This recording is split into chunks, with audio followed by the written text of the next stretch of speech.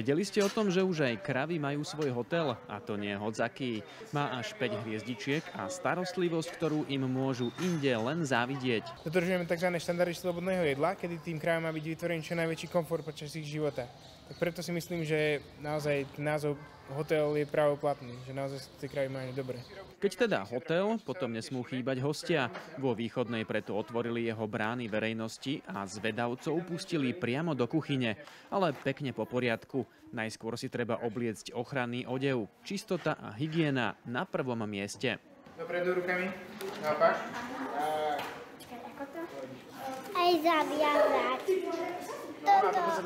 Takto prichystaní môžu návštevníci vojsť na farmu, kde treba dodržiavať základné pravidlá, pekne sa pozdraviť a vyhýbať sa hospodárskym strojom. Viete, čo sa stane, keď vy a traktor do seba narazíte? Čo sa stane traktoru? Vieme si živo predstaviť. Preto sa treba radšej držať značiek a na úvod nakúknúť do skladu s krmivom.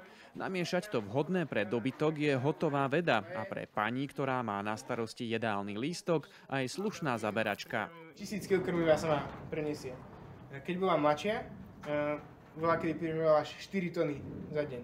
Kto má chuť, môže skúsiť aspoň časť krmiva presypať a zahrať sa na obilný lejak.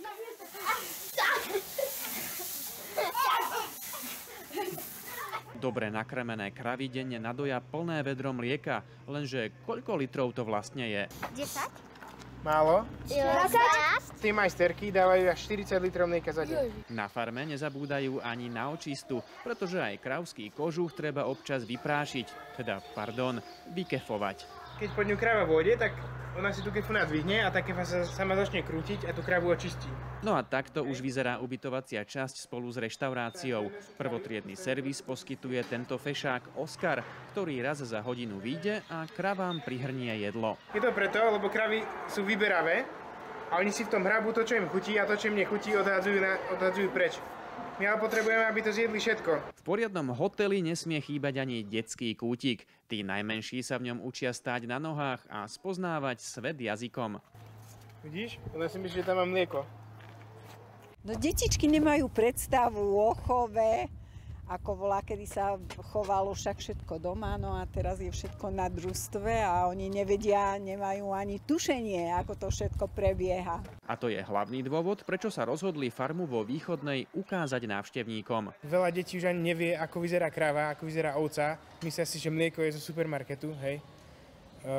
Taktiež je to aj preto, lebo na Slovensku veľa ľudí hovorí, že ty si sprostý, pôjdeš robiť na družstvo. Kto neverí, môže skúsiť na vlastnej koži. Pre niektorých je výzva už len samotná lopata. Tuto možno vrátať na sena, dať ho sem.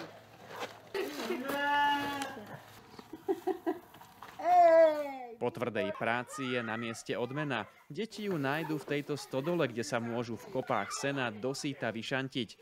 Niečo podobné by totiž na verejných ihriskách hľadali márne. Je to dobré, no doma to nemám, tak to si zaskáčem aj. Farma vo Východnej síce nie je Disneyland, no deti z nej odchádzajú rovnako šťastné. Okrem toho sa dozvedia oveľa viac ako zo školských učebníc. Len keby tomu traktoru nehaproval štartér, to by len bola zábava.